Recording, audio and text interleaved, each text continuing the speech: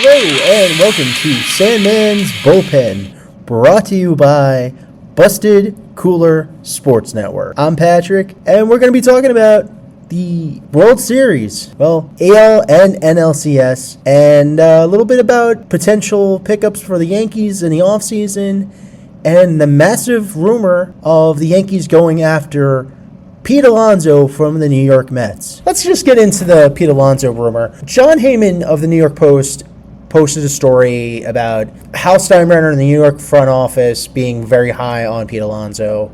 And the skeptic in me also kind of wants to see it as a ploy because the Yankees know that he has Scott Boras as an agent and that they're trying to jack up the price for the Mets. And then there's a part of me that looks at Pete Alonso's numbers, and again, he was one of the key spots with the Mets this year.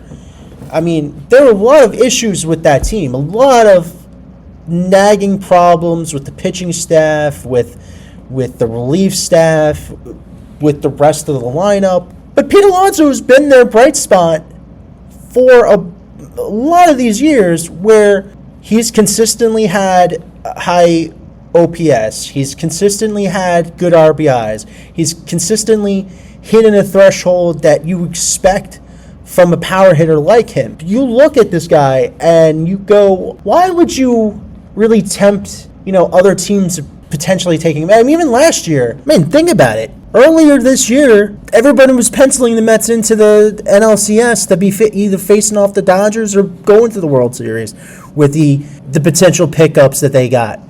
And Pete Alonso helped keep that team. I mean, again, they didn't make the playoffs. They were very mediocre. But imagine how bad this team could have been. How bad that Mets team could have been if they didn't have Pete Alonso. And now you want to tempt fate again.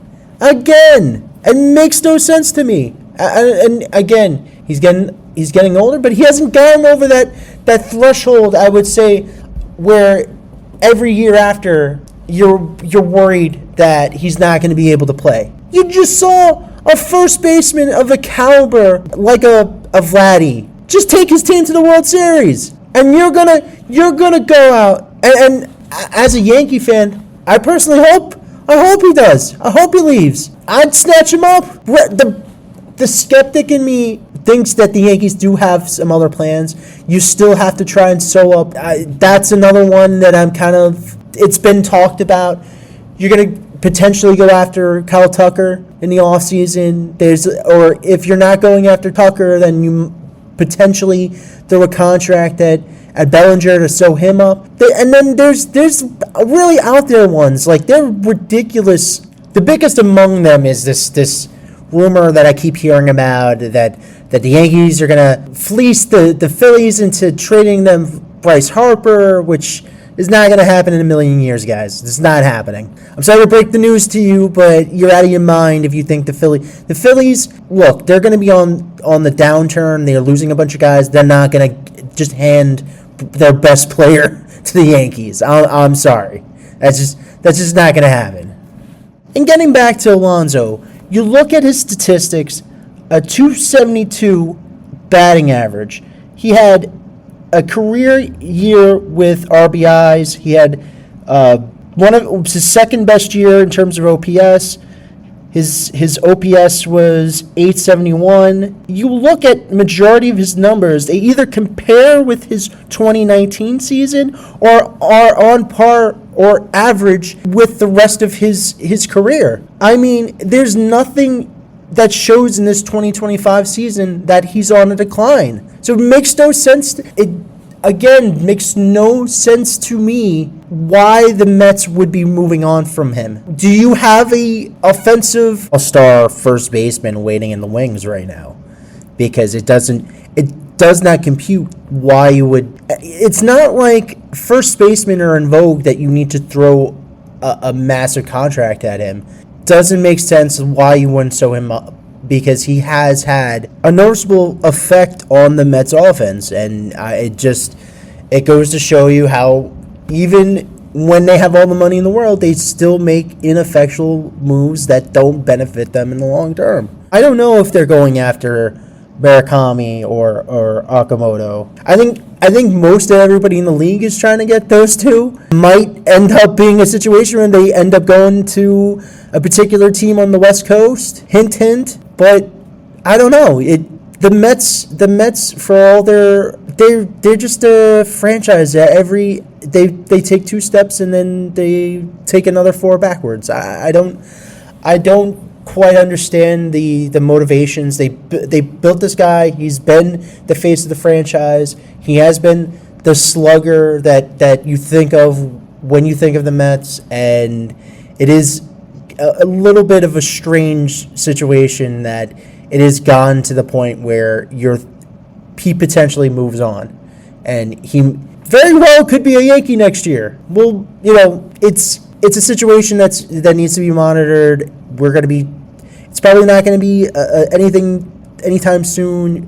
I have a feeling that the free agent market is going to be moving a little bit more slowly this year. It is more of a seller's market right now. So I already can tell that some teams are going to be moving more gingerly and seeing what options that they have on the market before they commit to anything.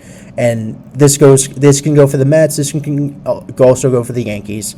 And we will not know, and I've said this, we probably won't get a contract signing until probably after Christmas. That's my opinion in terms of overall free agent market in baseball right now. And going into the championship series, both for the AL and NL, the Dodgers sweep the Brewers in a brutal series. The Brewers have the lowest batting average in playoff history. Brutal series for a team that was so offensively talented. Could not get past the Dodgers pitching. Not much to say about that series other than Dodgers just have the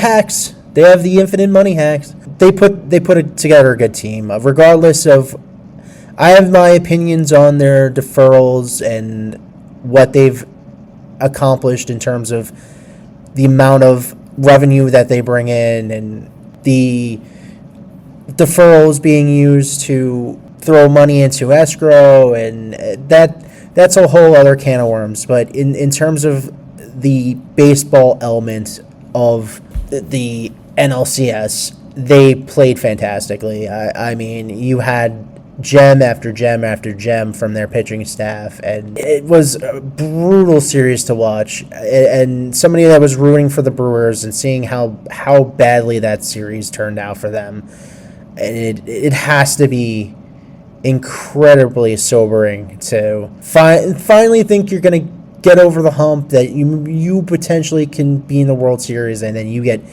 absolutely decimated in 4 games. And then on the American League side, the Mariners, they win the first 2 games, and it looks like they're going to win that series. And Blue Jays just kept fighting back. I mean, they win the next 2 in Seattle. Seattle comes right back, wins Game 5. And then they go into Game 6. And Game 6, Blue Jays take over the game. Completely beat up the Mariners. Then goes to Game 7. Game 7, oh boy. Looks like the Mariners are going to come out with it. They're up 3-1. They're going in. They bring out their relief staff. They go over to Bizzardo, and George Springer hits the go-ahead 3-run home run, and that's it. For as much fight as the Mariners had throughout the entire series, that 3-run home run absolutely devastated them.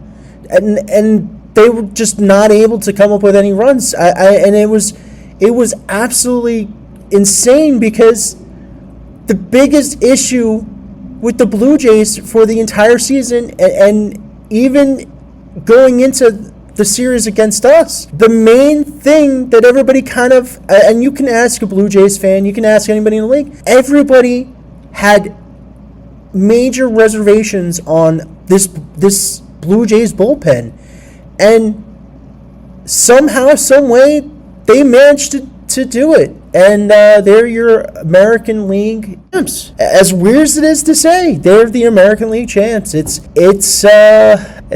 not a good time to be a Yankee fan. It is very frustrating. Having to see the Dodgers right back there, having to see the Toronto Blue Jays. I don't know. I don't want to root for anyone. I don't even really want to watch the World Series. It is very painful. I do not like this Toronto Blue Jays team. I do not like George Springer, and I do not like Vlad Guerrero Jr. The only reason that I would potentially even remotely root for the Blue Jays is because I hate the Dodgers that much more, and the fact that they have Donnie Baseball on the team as a coach, and just kind of hoping that he finally win one. After all the years that he was a player, after all the years that he was a manager, that he'd finally get a ring after the fact as a batting coach on a World Series team. At the very least, kind of hope that he gets that. As much as I would have loved to have seen him, win one with us. I can't begrudge the guy that he finally gets a ring. It just, between those two teams, man, it's just not a fun time to be watching baseball if you're a Yankee fan. We're just a general fan of baseball in general, just because of the Dodgers. And it is already getting to the point where you're hearing more and more about a potential strike, and it's potentially coming. It's something scary, and you don't know what the future holds for 2027. And hopefully some sort of rule change comes in, and we can kind of get past it. But it's potentially coming. I also wanted to touch upon the tragic passing of Jesus Monteiro, who was a member of the Yankees farm system and briefly played for the Yankees in 2011 before moving on to the Seattle Mariners. He was only 35, and he tragically passed in a motorcycle accident in his native country of Venezuela. It's always tragic when someone that young passes away. He was only 35 years old. He had his entire life ahead of him, and I give my condolences to his family and friends. And finally, I'd like to announce the season finale of Sandman's Bullpen with the end of the baseball season, with the finale of the World Series. No more baseball, no more Sandman's Bullpen until next year. Be right back in April. I'll still be doing the show, but for the time being, I'll be doing Ballin' at 7th and Atlantic with my co-host Blake, and that'll be the main show going forward up until the beginning of baseball season next April.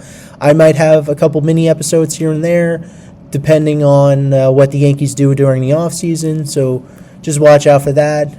Probably be like 5-6 minute episodes, just briefly touching upon any moves that happen. But for the most part, the actual season of Sandman's Bullpen will not be back until April. Never fear, I might have another podcast coming out, baseball related, cool little documentary series that delves more into the history of the New York Yankees, and I'll go more into it on the season finale at the end. I'll give a little bit more information. But for right now, enjoy the World Series. Hopefully you can enjoy the World Series. I'm not too enthused by the two teams that are in there, but you just kind of have to make do and hope that the Yankees can come back and win it next year. And for me, Patrick, I'm happy you guys stuck around. Thanks for listening. Thanks for coming on, and if you're a constant listener of the show, thank you for lending me your ears for 20-30 minutes. And from me to you, let's go Yanks.